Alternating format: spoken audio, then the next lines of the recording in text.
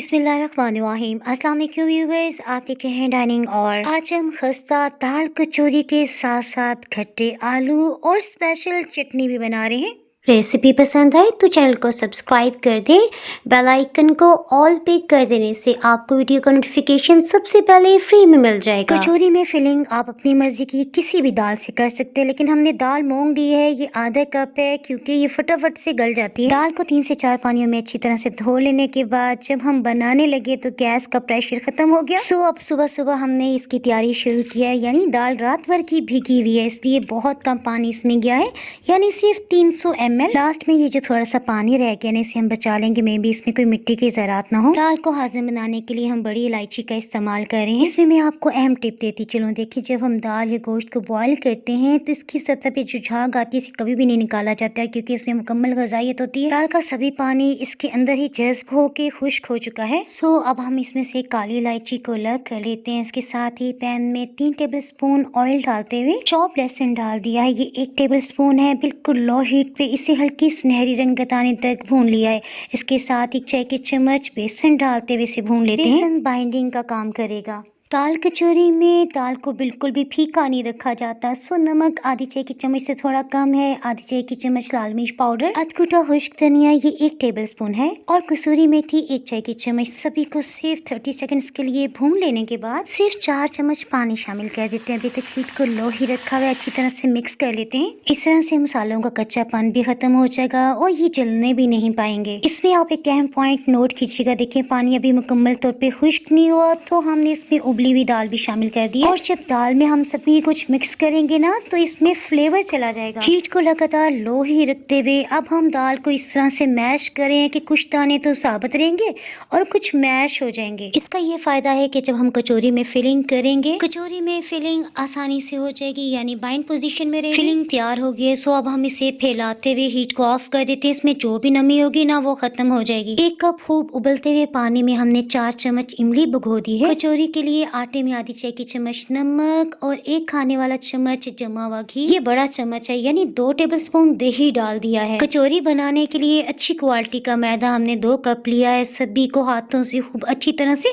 मसलते हुए यकजान कर लेते हैं ताकि दही और घी सभी में अच्छी तरह से फैल जाए। पानी रूम टेम्परेचर का ले रहे हैं, यानी ना गर्म और ना ही ठंडा। पानी इसमें एहतियात से डालेंगे, यानी थोड़ी थोड़ी मिकदार में डालते जाएंगे और मिक्स करते जाएंगे ताकि डो ढीली ना हो। देखिए, डो इस तरह से बन गई। अब हम इसमें मजीद पानी शामिल नहीं करेंगे और 2 टेबल स्पून ऑयल डालते हुए अब हम इसे 3 से 4 मिनट खूब अच्छी तरह से गूंद लेते हैं। कचौरी के लिए डो तकरीबन तैयार हो गया है। सो इसे ऊपर से कवर करते हुए हम आधे घंटे का रेस्ट दे रहे हैं। इसी टाइम के दौरान में हम चटनी बना लेते हैं। चटनी बनाने के लिए 2 कप पानी पैन में शामिल कर देते हैं। मिठास के लिए गुड़ का 1 छोटा पीस, अगर आप इसे पीसेंगे ना ये 1 टेबल स्पून बन जाएगा। ये चटनी थोड़ा स्पाइसी बनती है। सो 1 चाय की चम्मच चिली फ्लेक्स, खुश्क अदरक का पाउडर आधी चाय की चम्मच, नमक भी आधी चाय की चम्मच है, अलबत्ता गरम मसाला पाउडर ये 1/4 टीस्पून है। इसकी ग़िज़ाइयत में इजाफे के लिए 2 चम्मच 4 महज के बीज डाल दिए। आपकी मर्जी है तो डालें, अदरवाइज रहने दें। इमली को पानी में भिगे हुए 1 घंटा हो चुका है। सो अब हम इसे अच्छी तरह से मिक्स कर लेते हैं। इसका गूदा सभी पानी में मिक्स हो गया है। सो इमली की गुठलियों को इसमें से निकाल लेते हैं। इमली के गूदे वाले पानी को हम पैन में डालते हुए खूब अच्छी तरह से मिक्स कर लेते हैं।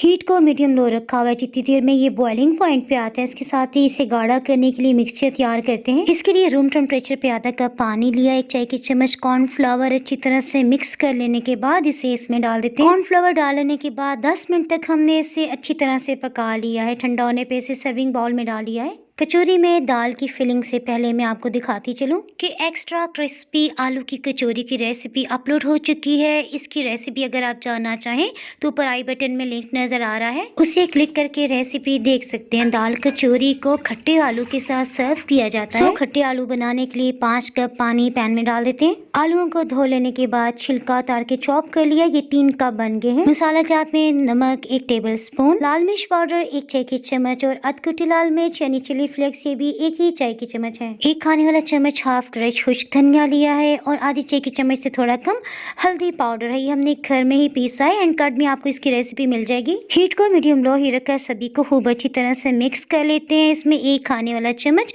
चॉप लहसुन अदरक डाल देते हैं। खट्टे आलू में अच्छी सी खुशबू के लिए 1 खाने वाला चम्मच कसूरी मेथी। ये खट्टे आलू फटाफट से बन जाते हैं। अब इसी स्टेज पे हम आधा कप से थोड़ा ज्यादा ऑयल भी डाल रहे हैं। अगर आप मक्खन या घी से बनाना चाहें तो 4 टेबलस्पून काफी रहेंगे। बॉइलिंग पॉइंट पे आ गया। इसके साथ ही इसे ढक्कन से कवर करते हुए हीट को लो कर देते हैं। कचौरी के साथ सर्व करने वाले आलू खूब गले हुए होते हैं। 145 मिनट के अंदर ये अच्छी तरह गल चुके हैं। अब आपके पास 2 ऑप्शंस हैं। चाहे तो चम्मच के मदद से आधे आलूओं को आप मैश कर लें और चाहे तो इसके लिए आप मैशर का इस्तेमाल भी कर सकते हैं। कचौरी के साथ सर्व करने के लिए आलू हमेशा मुझे थोड़े मसालेदार ही पसंद है, क्योंकि अगर इसमें हल्का सा शोरबा होगा ना तो खाना मुश्किल हो जाता है। और अगर आपको हल्का शोरबा पसंद है तो इस सूरत में 3 हरी मिर्चों को काट के शामिल कर लीजिएगा और 1 कप पानी डालते हुए मजीद 5 मिनट पका लें। ये बहुत बजट फ्रेंडली रेसिपी है। खटास के लिए हम इसमें 3 चम्मच क्रश्ड पिकल का इस्तेमाल करें। इस अचार में सभी सब्जियों को छोटे छोटे पीसेस में काटा होता है। अगर आपके पास साबुत वाला अचार है तो वो भी आप इस्तेमाल कर सकते हैं। सूरत में जिस वक्त हमने आलूओं को दम लगाया था ना, उस स्टेज पे आप अचार शामिल कर दें। कचौरी को बेलते हुए कभी भी खुश्क आटे का इस्तेमाल नहीं किया जाता, ना ही मैदा डाला जाता है। 1 टीस्पून हमने ऑयल डालते हुए हाथों को भी ग्रीस कर लिया। कचौरी आप अपनी मर्जी के मुताबिक छोटे या बड़े साइज की बना सकते हैं। कचौरी के लिए पेड़ा बना लेने के बाद इसे दोनों तरफ से ऑयल की कोटिंग करने के लिए हाथों से प्रेस करते हुए उल्टा पलटा लेते हैं। कचौरी में आप 1 टीस्पून से लेके 1 टेबलस्पून तक दाल की फिलिंग कर सकते हैं। कचौरी की शेप बनाने के लिए इसे हाथों में ले लेते हैं। रोटी के किनारों को हल्का सा खींचते हुए फिलिंग को उंगली की मदद से अंदर की तरफ प्रेस कर लेने के बाद डो के सभी किनारों को खूब अच्छी तरह से एक दफा प्रेस कर लेने के बाद डो के सभी किनारों को हाथों में लेते हुए गोल गोल ट्विस्ट कर रहे हैं। इस तरह से दाल अंदर ही लॉक हो जाएगी। कचौरी में दाल की फिलिंग है, सो ये बाहर न निकले। अब एहतियात से इसे हम हल्के हाथ से प्रेस कर लेते हैं। इसी तरह चारों तरफ से प्रेस करते थोड़ी सी बड़ी शेप में हो जाने के बाद हम इसे बेलेंगे। थोड़ा सा बेल लेने के बाद इसे टर्न कर देते हैं। इसी प्रोसेस को रिपीट करते हुए कचौरी का साइज थोड़ा बड़ा कर लेंगे। इस राउंड में मैं आपको बताती चलूँ, अगर हल्का सा भी कहीं से आपको दाल निकली हुई नजर आए तो इसे चुटकी में लेते हुए प्रेस कर दें। इंशाल्लाह ये अच्छी तरह से सील हो जाएगी। कचौरी के किनारों को ज्यादा मोटाई में नहीं होना चाहिए, सो इसे हथेली में लेते हुए इस तरह से प्रेस कर लेंगे। ऑयल को 3 से 4 मिनट तक मीडियम लो हीट पे गरम कर लिया था। अगर आपको क्रिस्पी लेकिन सॉफ्ट कचौरी बनानी है तो इसके लिए मीडियम हाई रखते हुए आप इसे फ्राई कर लें। और आपको अगर एक्स्ट्रा क्रिस्पी कचौरी चाहिए तो फिर लो हीट पे इसे फ्राई कर लें। सूरत में 10 से 12 मिनट लग जाएंगे। अल्हम्दुलिल्लाह कचौरी बहुत अच्छी तरह से फूल गई है। जैसे इन पे अच्छी सी सुनहरी रंगत आ जाएगी ना, इन्हें निकाल लेंगे। अल्हम्दुलिल्लाह सभी कचौरियां तैयार होगी। अब हम इन्हें सर्व करते हैं। इसके साथ लच्छेदार सलाद बहुत अच्छा लगता है, सो हमने कटर का इस्तेमाल किया और प्याज की कड़वाहट को दूर करने के लिए 5 मिनट के लिए नमक लगा के रख दिया था। उसके बाद धो के हम इसे सर्व करें। अगर आपको कोई हेल्थ इशू नहीं है तो नींबू का रस और नमक भी छिड़कते हुए सलाद को सर्व कर सकते हैं। सुबह सुबह का टाइम है, अभी तक मैंने ब्रेकफास्ट नहीं किया था, सो भूख जोरों पे है। बहुत ही मज़ेदार, ये आपने ज़रूर ट्राई करना है। डाइनिंग हॉल पे मज़ीद रेसिपीज़ के लिए आप यूट्यूब, इंस्टाग्राम और फेसबुक पे फॉलो कर सकते हैं। रेसिपी पसंद आए तो लाइक और शेयर करना बिल्कुल भी ना भूलिएगा। दुआ में याद रखें, फिर मिलेंगे किसी मज़ेदार सी रेसिपी या व्लॉग के साथ। उस वक्त तक के लिए अल्लाह हाफिज़।